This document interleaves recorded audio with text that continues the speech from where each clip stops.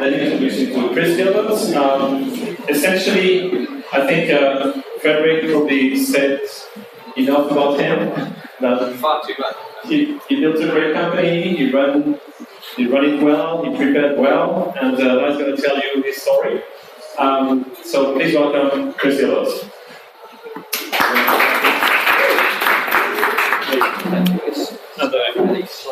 I'm going to stand over here so that I'm not looking at the line. You're not looking at the line. You can see the slides. So if you're okay and you want to get in the video, it's actually better to be in this area. No, it's better here to be in the video. If you don't mind. Yeah. Oh, around here. See, you like to plan and everything's now screwed up. Is that okay? Can you see that? Yeah. So I was asked to talk about the M&A journey, and I tried to struggle with this for 100 milliseconds. Discovered there was no such thing as the M&A journey. And I'm going to try. I'm an entrepreneur. I've sat in the audience with you 5 years ago, 10 years ago, 15 years ago. I know what it's like. And what's more, I know everything that can go wrong because it's already happened to me. And you may think I look old. It's not old. I'm the man in the arena. I'm the guy with the scars that's done it wrong. I'm also probably the guy here with the most expensive education, because I've raised $250 million for the two companies that I run.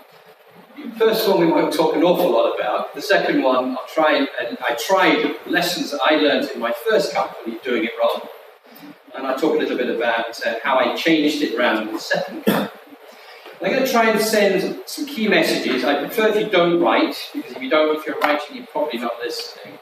And just to help you, at the end of my presentation, I've got some key points, which I'd like to leave with you as one entrepreneur to another entrepreneur. So I'm going to try and do it from that aspect. There are a lot of different paths. Be very, very careful listening to what I say, or thinking where it's coming from. It's coming from somebody who's done it wrong. And the second thing, as I said, I mentioned before, the second point is that every M&A situation, or every company situation is different. So at best, I can show you some markers and things to keep an eye out for as you go through this kind of thing. Because ultimately, I think as an entrepreneur, you want the exit as a measure of success. If it comes with a lot of money, that's a great exit, but really what you want to do is typically, you want to change the world. And when you get to the M&A or the IPO, whatever it is at the end, it's the mark of success for your person. So it's a kind of fun situation to go through. So let me start with the background.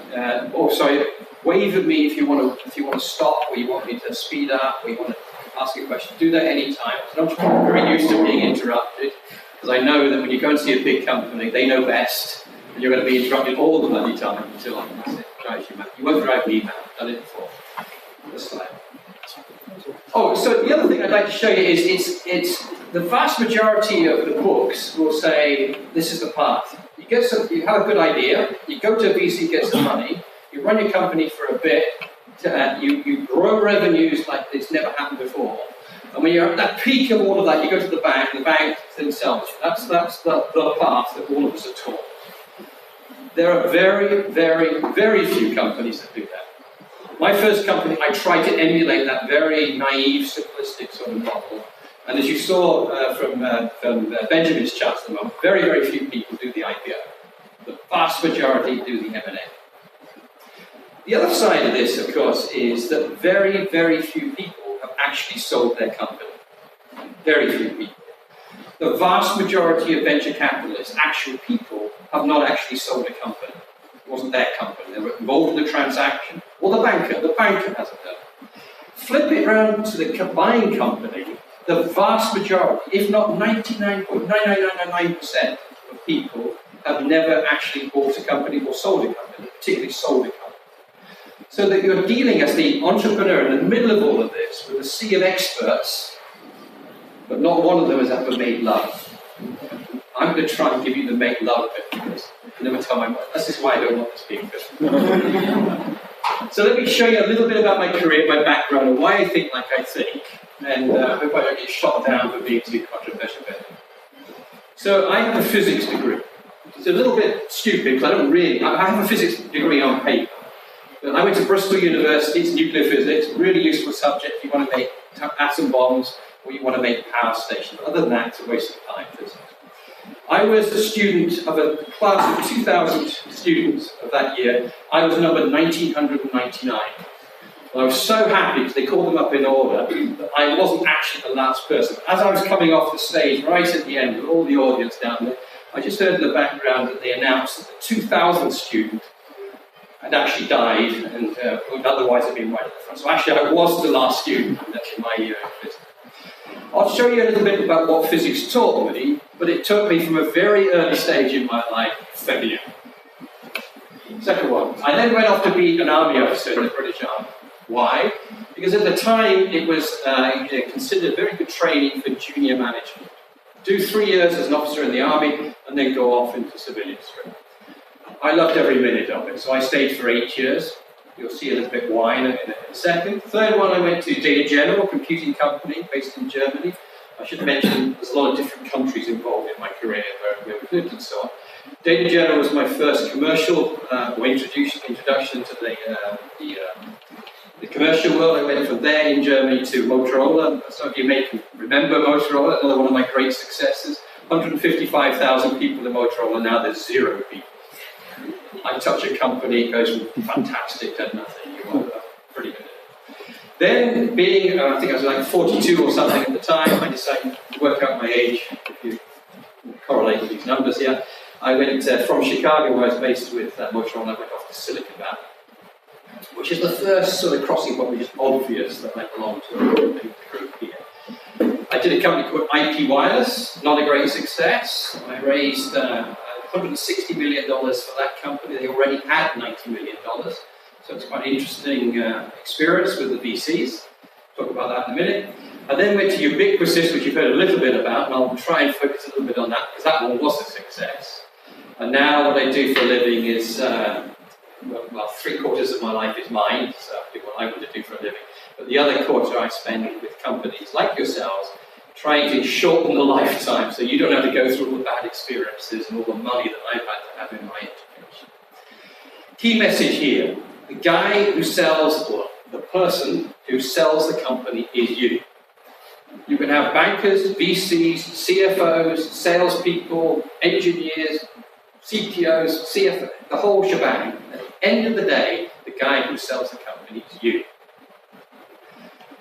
If I won't take a show of hands, it's usually embarrassing, but if you look at your company, you pull out your company presentation, I can guarantee that the vast majority of it, in most cases here at least, are going to be product-based. It will talk about how wonderful your whatever your product is and why somebody needs to buy it, why it's going to be a great success. If we spent as much time selling the company, thinking about selling the company and presenting selling the company as we did in our product presentations, we do a whole lot better. But we don't. We always start with the product, and then we have this naive sort of view of having a great product, great P&L, growth, we're going to get sold for a lot of money. It doesn't happen, unfortunately. Let me show you what this career has taught me and has given me, and I'll bring that to life. So physics is all about simplifying. Standard physics brains take a complex system that no one else understands, reduce it down to one thing that you can remember, or 2 things that you can remember. It was, in that respect, it was very good training. What's not written on this book, because my wife saw my slides, is this is where I was introduced to women, this is where I was introduced to beer. So it was a pretty important part of my life. The second period then was me as an army officer. There, what I learned was leadership. Leadership, in its truest sense, is what is in a military environment. People are being shot at or whatever. It's leadership, which at the end of the day is what counts. But translating it into the civilian life, what it taught me to do is take control. Be the master of my destiny and not rely on all the experts, or 100% on the experts, on which direction we were going to go. Very, very formative time of my life. I left because I got promoted very, very quickly in the military, and then I hit what's called an age bar. I was 28, and for the next rank I had to be 37, which meant I had to do the same job for 9 years. For someone like me, it's ridiculous, 9 years to do anything for 7. So then I left the army. I was based in Germany at the time. I went into Dana General and Motorola, a long period of time. And here, in both companies, very similar sort of mechanisms. I learned the art of strategy. Being related to my physics, related to the chaos that you need in the experience of the military. And at the end of the day, to come back into strategy, to think strategically rather than think of the transactional layer all the time. Transactions are important. Listening, getting the quality of your product out, getting the revenue up, all of those things are important. But actually, a framework to view all of that in is the framework of strategy. So I met some influential people during this period, but what is most influential on me was a gentleman called Adrian Slavotsky, who you've probably not heard of. You may have read his books. I, by the way, can't read a book, so I never learned very well. I have to learn by experience. But what he showed, and I'll show you a little bit of his strategic thinking, was the importance of thinking strategically about innovation if you're in the business that we're in, the startup type of business. We'll come on to that in a second. I also learned a little bit about general management. I ran a couple of businesses inside that company. I ended up, in fact, in Motorola, I ended up running Europe, Middle East, and Africa at the time when we did have 150. I think I had 35,000 people at the time. Can you imagine? But I also learned some of the dynamics of how big companies work. And I put a term here which is slightly pejorative, politics. Companies, when you say I've met Cisco or I've met Motorola, it's a pretty meaningless thing to say, because you met Motorola means you met one person of 155,000 people, or I think it was 70,000 for in Cisco. So it's meaningless. You hear people say I met such and such a company. So one learns, as one's in these bigger companies and running big chunks of the company, how the political dynamics work. And they're all slightly different. In Cisco, for example, Salesforce is a very, very strong, potent enemy. Sorry, wrong word. Force, exactly. Enemy's the wrong word. I'm talking military terms. The second in Cisco, most important, is the M&A side of it. That makes Cisco a very interesting company because they've strategically linked M&A to the strategy of the company. They buy technology. They buy people. They refresh their company by buying startups into the company. Very, very powerful strategy, and has been very, very successful. But on the other hand, I'm using Cisco. I was at Cisco for a year, Frederick, so I can pretend I understand Cisco here. There are huge politics in there. People's careers are at stake. The Salesforce interaction with the product group is a big dynamic in it. The chairman at the time was predecessor to John Chambers, Morgan Stern or something like that, was in transition. So Chambers was becoming chairman and CEO, not just CEO. So that had a whole set of dynamics around it. So in this formative side of my career, I was very involved in learning about the politics of a big company. When you're selling to a company, on the other side, you've got to take in the politics. And if you've never met the guys before, and if you're pretending you're going to meet these guys through the bank for the first time, you're going to miss this whole dimension. There are 500,000 ways why your company doesn't get bought, even though the chief guy in the business group or the CEO of that company wants to buy.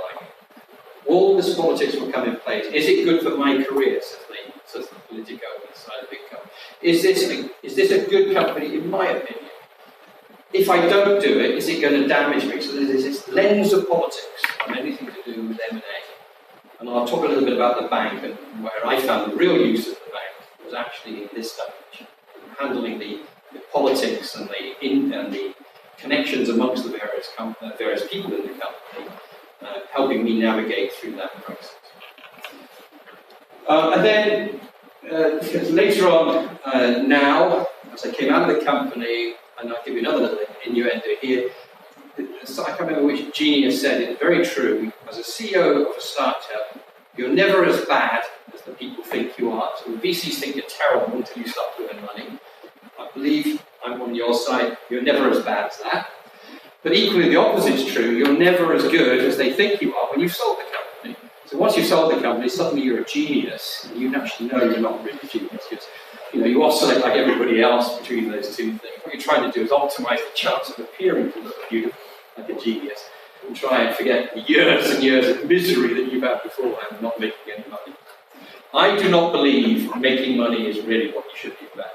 It's a great measure for the VCs because they think if you make some money, then I don't have to put more money in, we keep going to grow. But if I give you the opposite side of the story, not a good idea, because if you're making money, you're not spending the money on growing your business, i.e. you're running out of ideas. So I don't profess to come out with a great P&L. My ending velocity out of Ubiquisys was 22 million revenue. Cisco's revenue was, what was the revenue of Cisco total?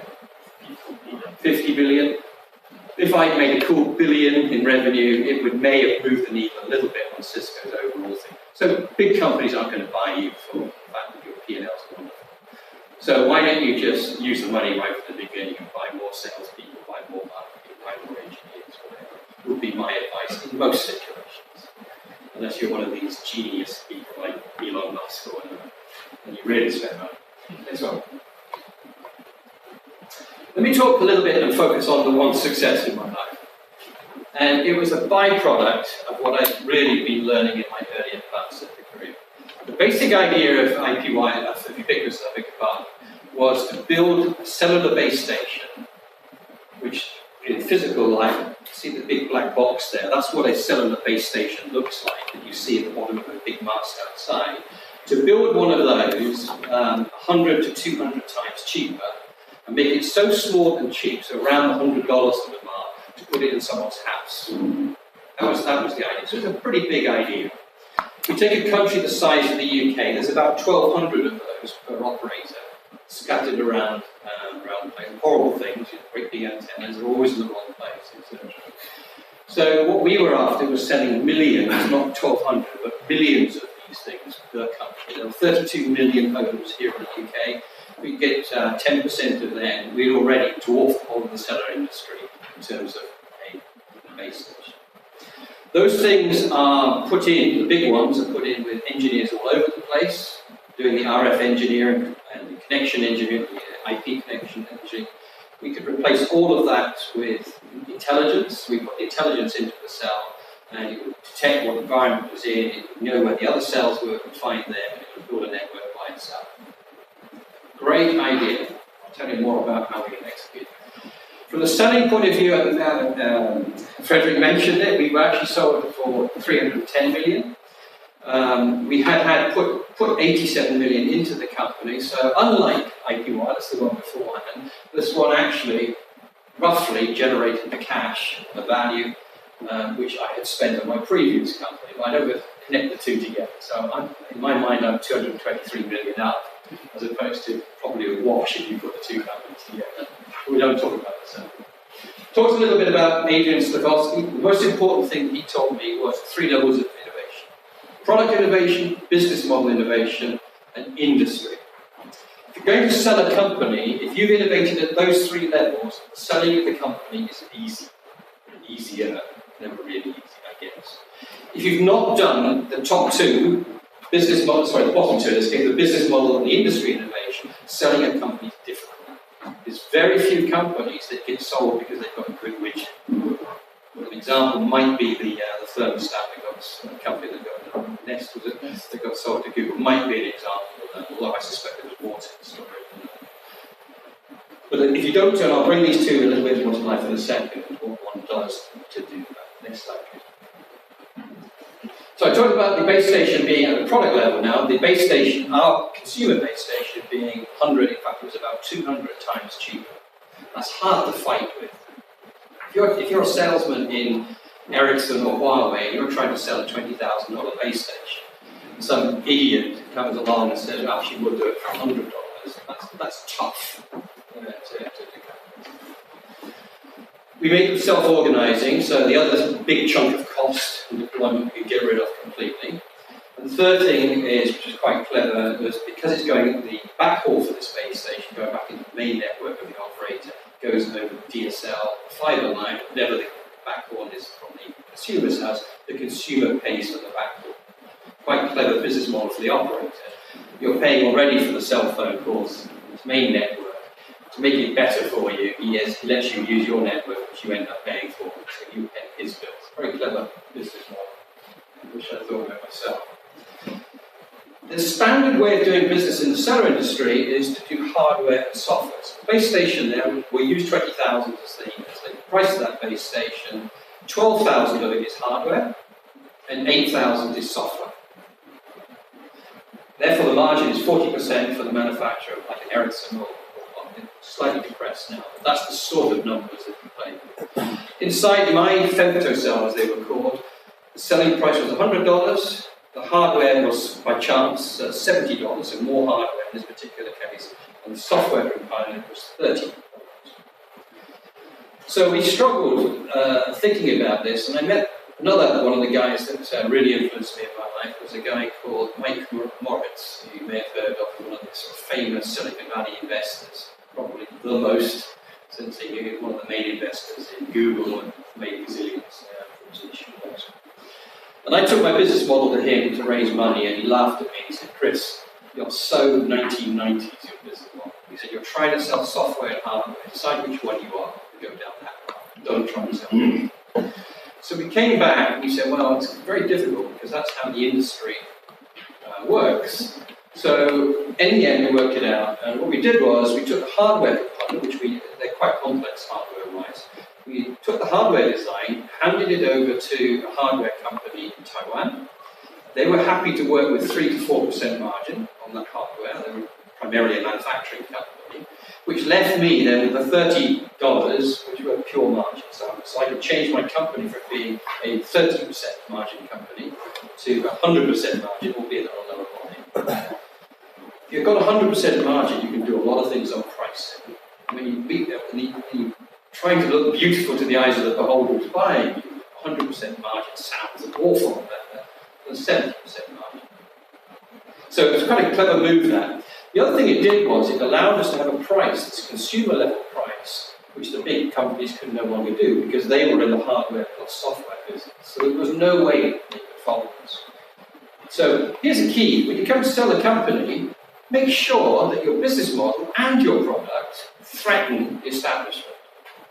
I was public enemy number one in Ericsson, in Nokia, in Alcatel-Lucent, and Cisco had no idea because they weren't wireless people. But the main industry that I belonged to, I was absolutely hated, reviled. I never got invited to the parties at 3GSM in Barcelona, so I always used to go to the Cisco one.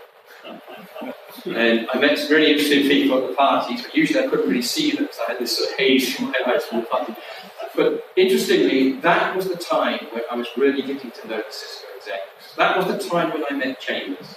That was the time when I met Chris Dedico, who was the head of Europe at the time. That's where I'd already met Edwin, who's the third guy I'll talk about in a minute, Edwin Palmos, who was a little bit lower down in the company. He was running Europe, Middle East, Africa.